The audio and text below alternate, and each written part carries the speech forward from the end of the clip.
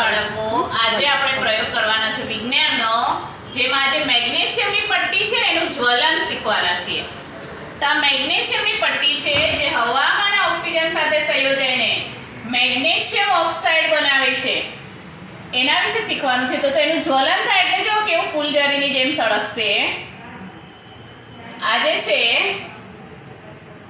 ફૂલઝારીની જેમ મેગ્નેશિયમ, અને આ જે વ્હાઇટ કલરનો સફેદ કલરનો જે ભૂક્કો છે એ મેગ્નેશિયમ ઓક્સાઇડનો છે.